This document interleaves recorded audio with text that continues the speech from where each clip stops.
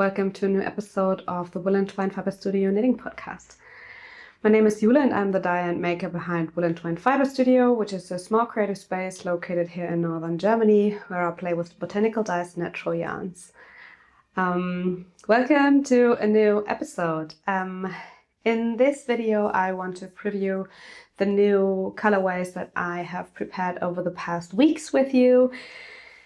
It's time for the February collection and I'm incredibly excited for this collection because it has been in the making for some intense weeks because I wanted it to be a big collection. I had so many ideas, I felt so inspired, and so yeah, this one is pretty big, and so I hope I can kind of go through quickly enough, but just as a disclaimer, it might be good to pause the video, get yourself a drink and come back to sit down with me because it might be a long one. For those of you who are new here, I do these preview videos before every collection launch just so you can see what colorways will be available, and with natural dyes it's very hard to capture them in a picture, so I really prefer to showcase them in natural light and video form because I feel like it kind of shows the hues a little bit better. And yeah, it actually is easier for me to show them this way, so you can see what will be available. About colors and repeating colors, this might also be nice to mention again. It is not really possible to repeat colorways, so even though I might have colorway names and they might be repeating over time, each dye batch kind of turns out different just because of the natural factor of natural dyes. They are not necessarily super reliable when it comes to repeating colorways, which is also kind of the wildness and beauty of it kind of for me. Even if you repeat the exact same steps and you have the same dye stuffs, the same dyeing recipe, yeah, sometimes it just turns out different, and especially from base to base. So it's beautiful actually. For me this is part of the fun, but yeah, that was just what I wanted to mention. For the February collection, I will put timestamps down below so you can kind of navigate through the video and watch the parts that are interesting for you. But at first I want to give you an overview of what bases I dyed for this update. First of all, I have a new yarn that is coming in this update that is incredibly special, and I could not be happier with it. And that yarn is called Nurture, and I will have a full video where I actually introduce this yarn in depth because I kind of felt it deserves a bit more, than just a quick run through. So I'm telling the whole story in that video, and I'm gonna link that here and also in the description box below. I definitely recommend checking it out because, yeah, the making of this yarn, it was very, very special. And I'm gonna go more in depth about it, but I actually witnessed the making of yarn at the place it was made. I visited the mill. I was able to, meet the person behind this yarn, and it's very, very special. It is, yeah, I'm just gonna talk about it later on, but it is a very, very special yarn. And I'm incredibly happy about it, and I definitely recommend you to check it out. Other than that, we are going to restock our limited edition Pathway, which is a DK weight yarn, and this one is actually the last batch that I have. So after this is gone, we won't have any more stock. And the last base is our Cloud Silk Mohair, which I'm also going to reference later on, but that is a custom spun cloud silk mohair, a silk mohair yarn that has been custom spun for Woollentwine Fibrestudio from cruelty-free silk and responsibly sourced mohair. So it's not, an ordinary silk mohair, but a very special one. I also have a full video on Cloud that I'm gonna link here and in the description below in case you're not familiar with it. We've had it for a while, but it's also been quite a few months since I've restocked this the last time. So yeah, definitely if you need a little refresher on this yarn base, I will add the video as well. And without further ado, let me start introducing the colorways for the February collection to you. So at first, I would like to share the colorways on our new yarn-based Nurture with you. And yeah, there will be more info in the full-on video, but just as a little recap, Nurture is a custom spun yarn from 100% finnsheep wool that has been sourced and spun within a super small area. And the woman behind this yarn, the mill owner Annina, who has grown into a friend of mine over our kind of business relationship, which makes me so happy. She is an incredible woman, and she runs her own spinning mill all on her own. And I just look up to her so much. It's incredible what she does. And yeah, she is able to source the fleeces for this yarn, wash it at the facility, at her mill, then cards it, spins it, and finishes it up. So from fleece to finished skein, this one has apparently only traveled very few kilometers until it actually landed at my doorstep. And this is for me, this is kind of the peak of what I always wanted to do, like proper, sustainable sourcing and supporting small businesses at the same time. And you know, this is just an absolute dream as a yarn maker to do. And I'm so incredibly happy that we managed to bring this project to life. I have, in the intro video, I'm going to share some footages and clips from when I visited Annina's mill last summer, which was such an adventure because I traveled with my friend Jenny Ansa, whom you might know as Kotikotoni. She's a knitwear designer. We traveled all the way from Helsinki, Finland, which is in the south, to Nurmes, which is in Karelia, so kind of northeast Finland. So and it was, I think, a 6-hour train ride. So we traveled there, and it was just absolutely magical. We were able to see everything behind the scenes and how Annina is making yarn. And yeah, it was an absolutely magical experience. And this is also the reason why this yarn is called Nurture, because I kind of felt like there was a connection between everyone involved in this whole yarn idea and everything. And from, you know, traveling with a friend to the mill and, you know, kind of connecting with Annina as well, I feel like this yarn is kind of the beginning of a beautiful connection and friendship inspired project that I think is just, you know, it nurtures the connections between us, and it's just a very beautiful metaphor, I believe. I just think I'm just so thankful for how it all went. And yeah, apparently we have 3 undyed shades for the initial launch of this yarn base, and it is very special because I kind of tried to give some references from the trip to Nurmes with the colorway names, so I'm going to explain that a bit later. But as a little overview of this yarn, it is a single ply yarn from 100% finnsheep wool, and it is semi-worsted spun. So it's kind of in between woolen and worsted. And it's, I believe, one of the most unique yarns I've ever seen. And without further ado, let me show it to you. This is Nurture in its undyed state, and it is, you can see this beautiful single ply with a lot of halo. Like, it's a very fluffy type of yarn, and yeah, it's very pretty. It is a fingering weight. It has 380 meters per 100 grams. And I'm also going to sum up everything below and on our base page, so you don't have to remember everything right now.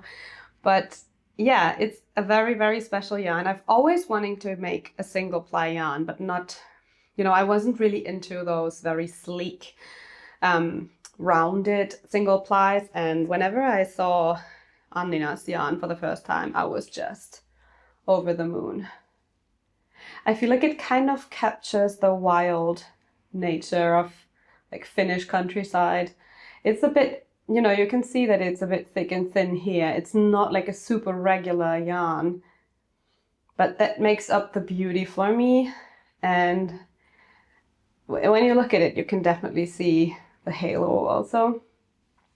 And it's just so soft to me. Like for me, I think it was my sister who actually touched it and said, "This is the softest yarn you ever had." And I'm actually so happy about this. Because I kind of had the misconception of finnsheep wool being a bit more rustic, but yeah, the quality that Annina is able to source for these yarns is just incredible. And yeah, this is the yarn. I'm not gonna ramble too much about it anymore because there's going to be a full-on video on this yarn. But I have 3 undyed shades for this update, and one of them, the one that I just showed you, is called Porridge. And it's like a super light warm beige made of a mix of brown and white fleeces. And this is inspired by the traditional porridges that are very popular in Finland and are eaten very frequently. I actually was able to taste some when I was there, so yeah, this is called Porridge. Next up, we have this beautiful silvery light gray. And this one is called Lakeside, just because in Nurmes, where the mill is located, there is a huge lake. And when we visited Annina for the visit, we actually took a swim there, which was super nice, and apparently a very Finnish thing to do, as I've heard. So yeah, this is Lakeside and this is Porridge. So these are the 2 light neutrals. And now we get to the kind of limited edition undyed colorway, and I think if you have been following along on Instagram, you might have seen some sneak peeks where I showed it, but this is Midnight. And it is a very dark yarn. It's almost completely black with a touch of a brown hue, just because completely black sheep is not something that exists, apparently. I'm sorry, I'm just gonna try to turn, to adjust our lighting situation a little bit over here. Sorry.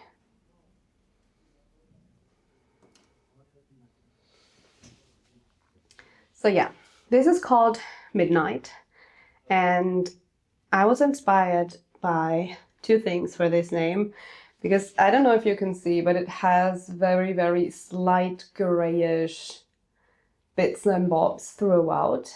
And Annina actually said that it looks a little bit like the stars in the sky when there's like a pitch black sky. And I really love that story and idea, kind of. So that is one reason. And the other reason is that I was so, it was so inspiring to be there in Nurmes, and we went to sleep there for a night. We stayed there for one night, and I remember it was so confusing to me because it's so far north that the sun doesn't really set in summer, and that is something that I'm not familiar with because where I live, this is just not the case. But it was so inspiring, and I remember taking a picture at almost the middle of the night with my phone because it was like daylight almost outside, and that was so inspiring. And that kind of also contributes to the name Midnight, because apparently this is not how midnight looks in summer in Nurmes. It's actually very light. So yeah, that was inspiring. But yeah, please welcome this very beautiful yarn. So we have a few skeins of this, but not a ton. And from what I know is that you all seem to love whenever I have almost black yarns. So I definitely recommend being on time for the shop update if you want to snag some skeins of these, because even though we might, be able to have more spins, black fleeces are always super rare to get and very hard to get. So yeah, this is kind of very limited, and even if I'm able to get another spin, it might not have the exact same hue to it and not the exact same color. So if you like this, I recommend being on time. So I'm so in love. And as you can see, I have a sample in this colorway. This is the Dijon polo by Airy.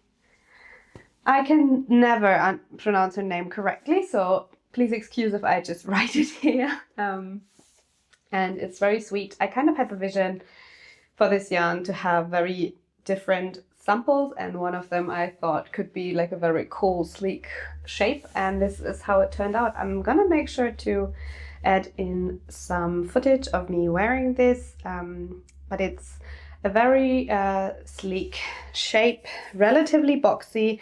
I cropped this one, or we cropped this one, because apparently I had a little help with this sample by my mom. And we cropped this quite a bit in order to fit me with some pants, just because I'm really short and usually it fits me better to have things hit a little bit more cropped. But yeah, I'm super happy with how it turned out. I paired it with these little mother of pearl type buttons, and I think it's just really cool and kind of a very nice transition piece for me to wear. And it's incredibly soft and warm right now. So I'm definitely going to make sure to have Ravelry projects for the samples, and I'll also show them more in depth in the intro video of this yarn, just because there also is a second one. I'm gonna share a really quick glimpse at it here. You might have seen it on Instagram, but this is my Margot cardigan by Simone of Rust Knitwear, and this is in the Lakeside colorway. But yeah, more on that in the dedicated video if you want to see that. However, I can say that it knits up very, very nicely, and also double-stranded, because for these samples, as the deadline was a bit tight, we decided to knit it double-stranded, just in case you also wanted to see how it works at a DK weight gauge. But yeah, it worked really well. I also have swatches to share in the intro video, so there you can also see more about it, as well as some pattern suggestions that I prepared for this yarn. So those will be linked down below as well, just in case you need a little bit of inspiration.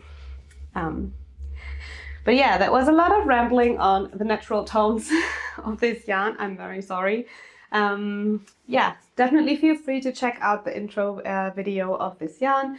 And without further ado, I'm now going to share the final colorways with you. So of course I also had to play around with this yarn and add some botanically dyed shades to it.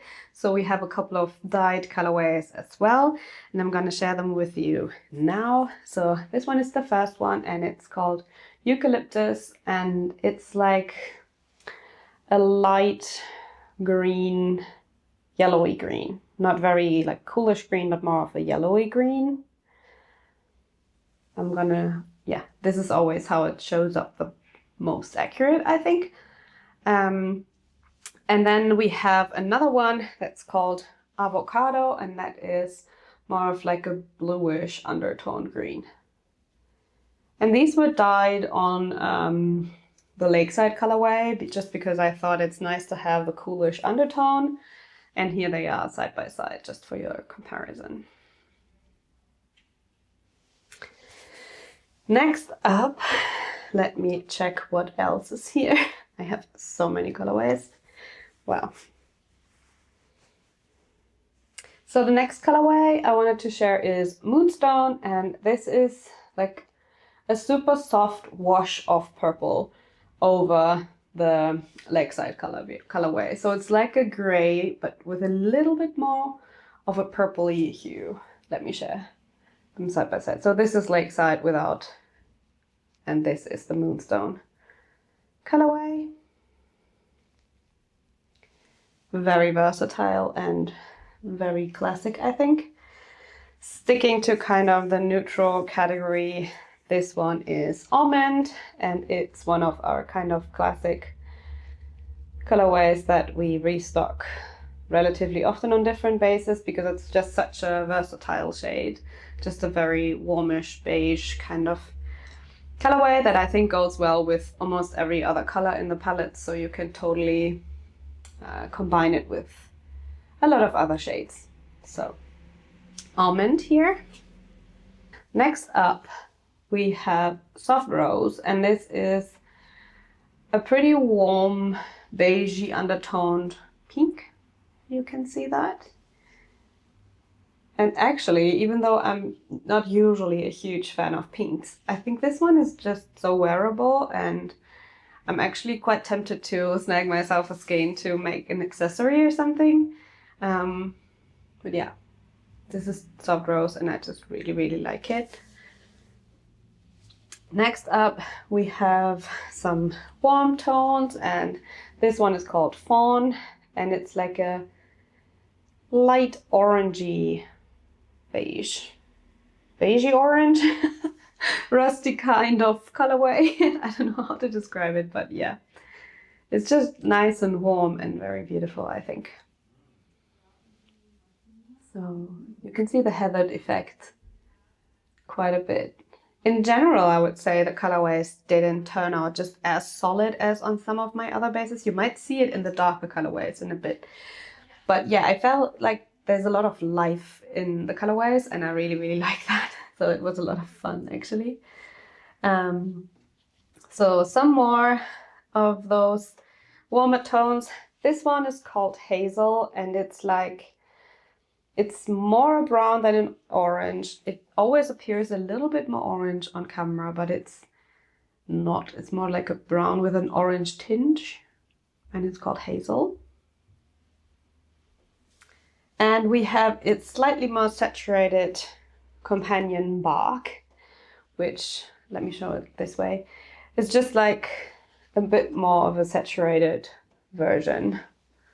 It's a bit hard to show, but back here, it usually looks the most accurate, I would say, because there is not as much light reflection. So here are Hazel and Bark next to each other. Sorry, I'm trying to somehow manage all of the skeins on my little windowsill here. Then this one is Amethyst, and it's a beautiful warm light purple. Also very beautiful, I think, quite spring-like already. So this one is Amethyst. Next up we have kind of a classic that is Pumpkin, and this is like a proper rust brown. Yeah, this one shows it best, I guess. Let me try to hold it up with Hazel and Bark. So here you can see that it's significantly more red in undertone. Sorry if I'm making weird gestures here, I'm just trying to hold them up. So this is Pumpkin.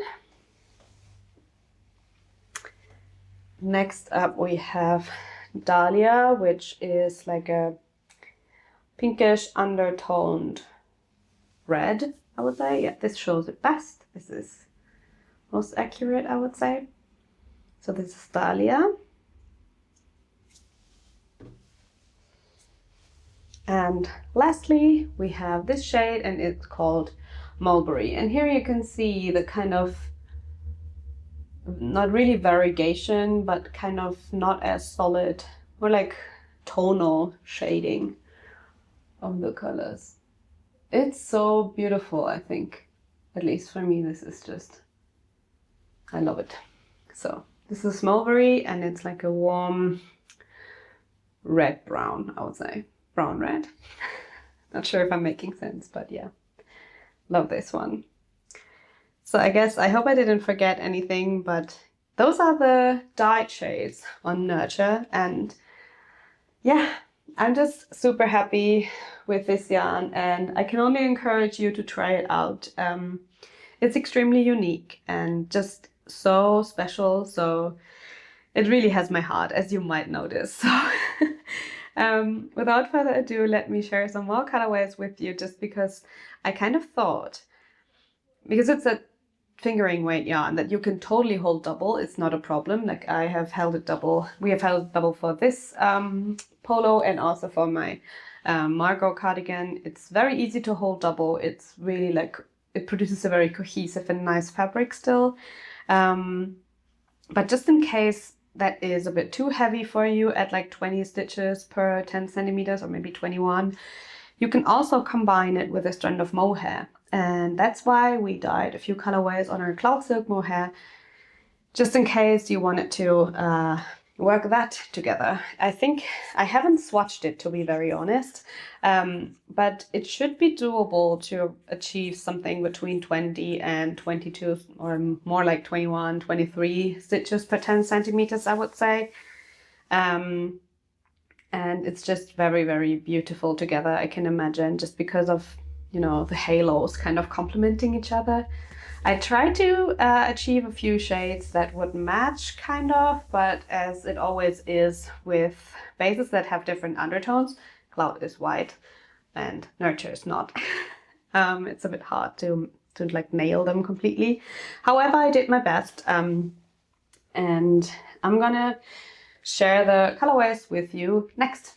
So just as a little reminder, our cloud silk mohair is a relatively standard lace weight silk mohair from its meterage, I mean, and that's 420 meters per 50 grams, sorry. And yeah, as said, it's sourced from cruelty-free silk and responsibly sourced mohair, custom spun for woollentwine fibrestudio, so it's a very special yarn. And this is how it looks in its undyed state. Let me check. I think we're getting a little bit dark here.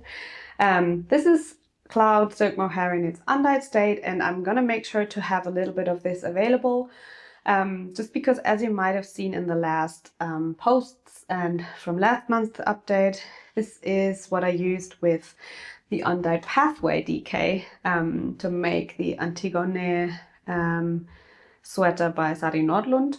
I'm gonna put everything down below, but if you want to see that one, you can see it in the January collection preview. But yeah, just in case you were not able to get enough of cloud, I will restock in this update alongside the undyed pathway as well, but you know, I'm getting to that a bit later. But this is the undyed cloud silk mohair, and now I'm gonna share the dyed ones with you. So this one is our colorway Silver Birch, and it's kind of a warm gray that I absolutely love, and I apparently dyed it to go with both of the light undyed shades of Nurture. So this is kind of a hybrid of the two shades, if that makes sense. So it's kind of in between, and I think it would go very well with both of them. So that is Silver Birch. Next up, if you wanted it a bit more warmish, this one is called Almond, and it looks a bit more orange on camera. It's not, it's more like a warm beige. And that one would go very well with Almond, apparently. Next up, we have Amethyst as well on cloud. And it has turned out a bit more cool toned on cloud. That's what I mean by, you know, the kind of wild nature of botanical dyes. But yeah, I think it would still go quite well and would look really beautiful with Amethyst on Nurture. So that's that. Next up, we also have Eucalyptus. And this is just the kind of warm green to go with Eucalyptus on Nurture. I think this is such a sweet, fresh, spring-like combo. I really like it. Next up, we have Bark, and it appears a lot more red on camera, which I don't really know why. But it would go well with both, with hazel and bark. So that would totally be a great match, I would say, with either of them. So I think it would go really well. Next up, we also have mulberry on cloud. And this is also so pretty. I think the sheen is so nice on it.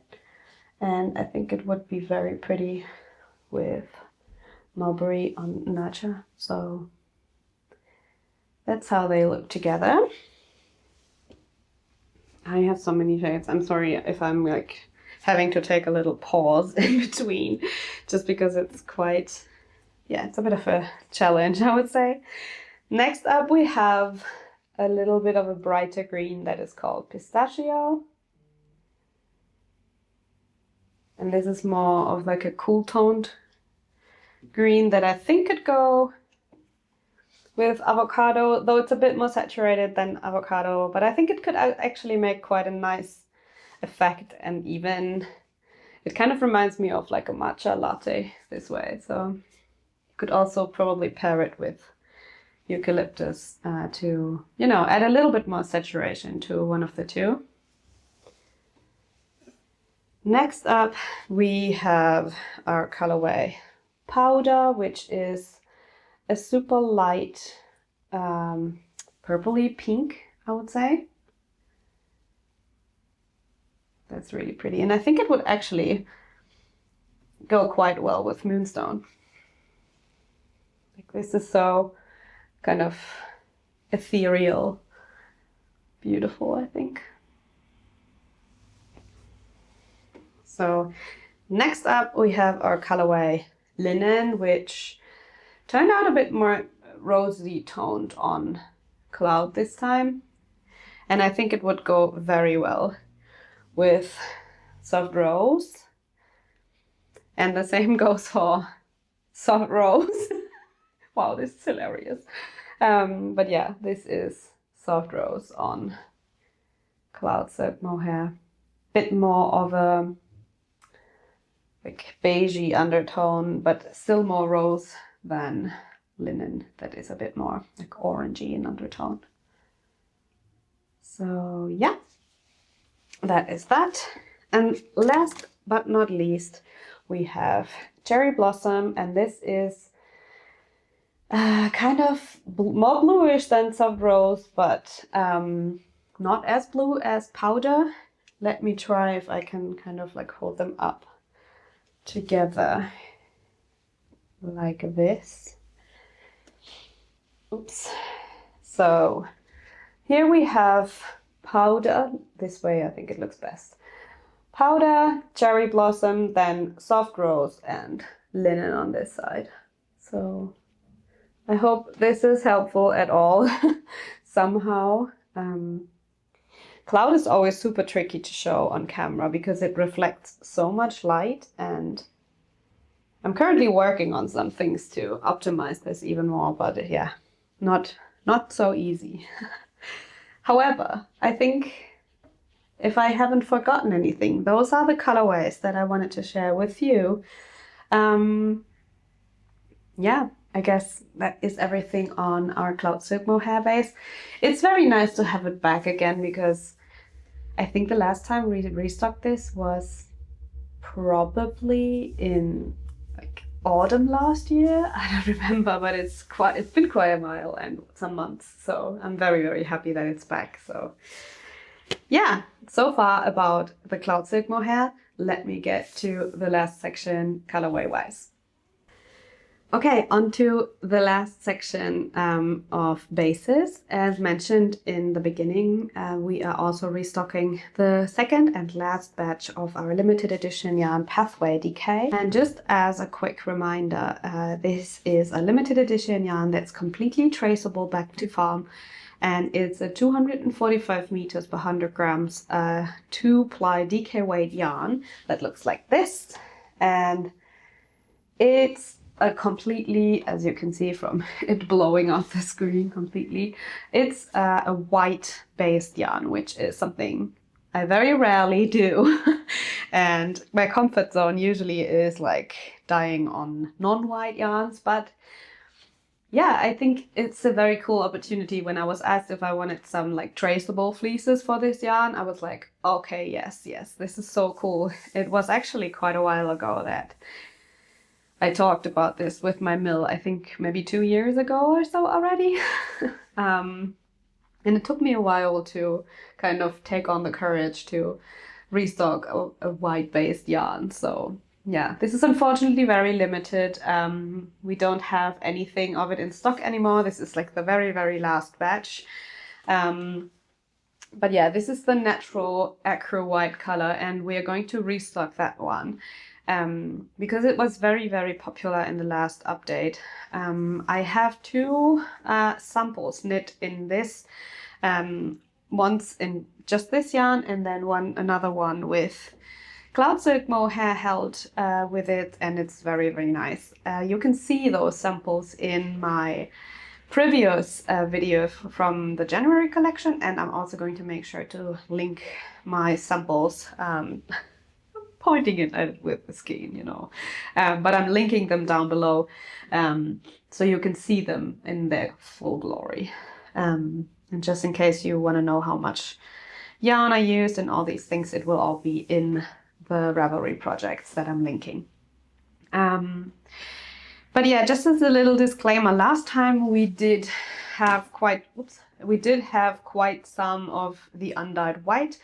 This time we have only a third of the amount we had last time. So if you want to get it, it might be advisable to, you know, be on time for the update, as I always say. Sorry if I sound like a broken record, but yeah, this is the undyed white. Next up, we have a new colorway that I think is pretty cool on this base, and this is flannel. It looks so bright on camera. I promise it's a little bit less bright. Can I somehow show it back here? But yeah, it's a kind of orangey corally red that is just so cool on a white. I think it's really, really nice. I really like it. Maybe it helps if I just put down the lighting a little bit. Yeah, this is more accurate. So yeah, this one is called flannel. It's so nice. And by the way, it has not been dyed with any botanical dye stuff that contains animals or bugs. It's all completely botanical plant dyed, just in case this is relevant to you. Next up, I don't even know where to start. Oh my god, so many colorways. Next up, we have amethyst on Pathway as well, which is quite a bit more pastel on this base, I think. By the way, please excuse if I sound a little sniffly every now and then. I'm nursing a very beautiful cold that's just not going away. But yeah, so far about this one. Next up, we have Wisteria, and this is kind of like the warm sister of our Clematis colorway that we had last time. It's a bit more pinkish in undertone, I would say, than Clematis is, but I really, really like this one. I think it's so, like, it has so many undertones, so many different hues. I really like it. So here is Wisteria. Next up we have a bit of a classic, and last time it was gone very, very quickly, and I know some of you were not able to snag it, but this is Auburn, and this is like a dark reddish brown that I just really like, and you seem to like as well. So next up we have Caramel, and this turns out quite different on a white base than it does on a gray or beige, but I think it's quite nice. It's a bit less reddish in undertone in real life, I would say, but it's a warm golden caramelly color.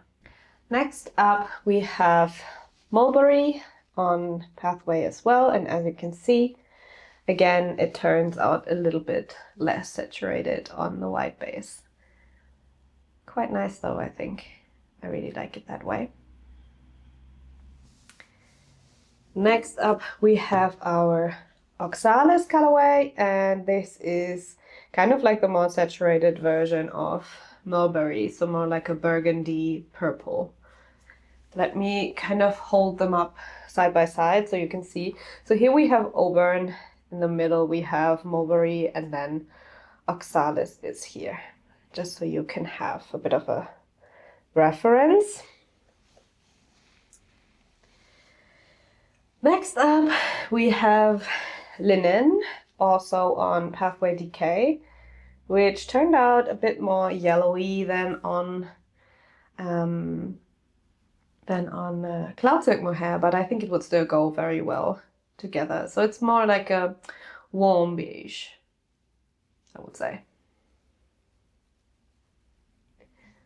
So that's linen. Next up we have pumpkin as well, which is this super nice reddish rust again that we also dyed on Nurture. So super nice and kind of autumnal, maybe. Then next up we have, let me put those down. We also have hazel, which turned out a little more neutral on Pathway. And then we also have hickory. This is more like a less golden version of bark. So, and it was very requested last time, so I decided to try and recreate it. It's always a bit different, but quite kind of close, I would say. So yeah, hazel and hickory over here.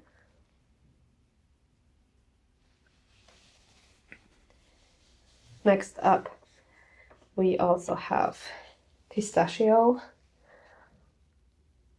which is like a warmish kind of undertoned minty green. And also avocado, which is the less saturated, a little bit more bluish undertoned version. So this one is avocado. I hope it helps that I hold them up side by side so you can see the kind of difference. So those about the greens. Next up we have two quite nice pinks. This one is called grapefruit, and it's like a more salmony orangey kind of pink. And I really like this one. More on the warmer side, I would say. Next up we have cherry blossom, and I'm gonna hold it up next to grapefruit so you can see how it differs. It's more cool in undertone and less saturated, I would say. So, cherry blossom over here.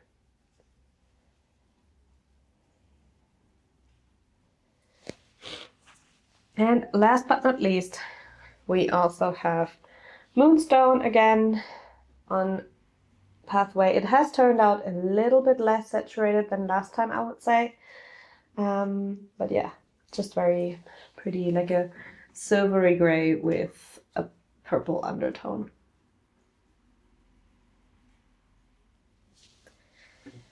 And then the very last colorway that we have here, this is sandstone, and it's like a grayish beige colorway that I think is super versatile and easy to wear, I would say. And also a very nice base for color work if you want to have a color work sweater and want to combine it.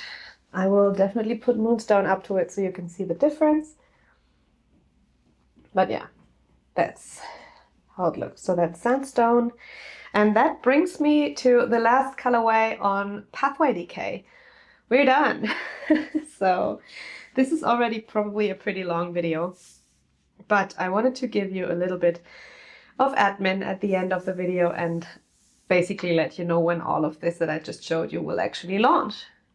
So for the last part of this video, I just wanted to give you a little info on how everything will be going.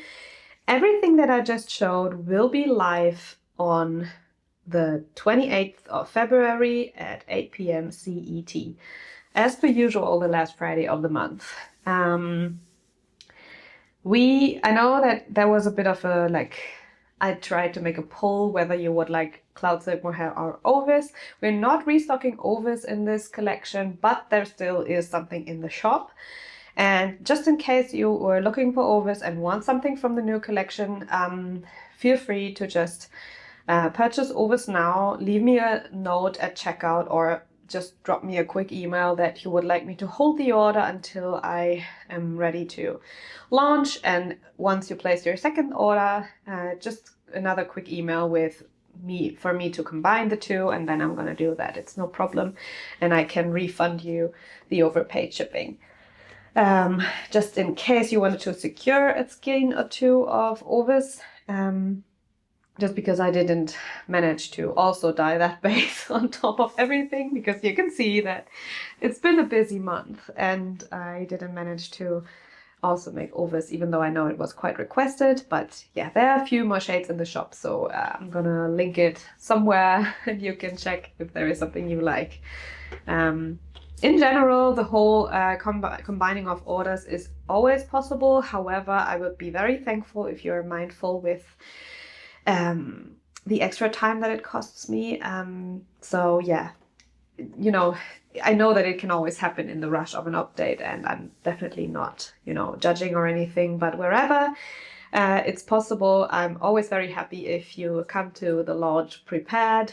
That is also why I make these videos, in order for you to be able to prepare. And as always, I'm available via email, best in case you need some additional assistance. I'm always very happy to answer one or two questions more before the launch, rather than, there being an error during the launch, or, having to place 2 orders because you might have gotten too little yarn or whatever. So yeah, that's what I'm trying to say is, don't hesitate to reach out in case you're unsure about amounts or what you should get. Wherever I can, I'm happy to help out.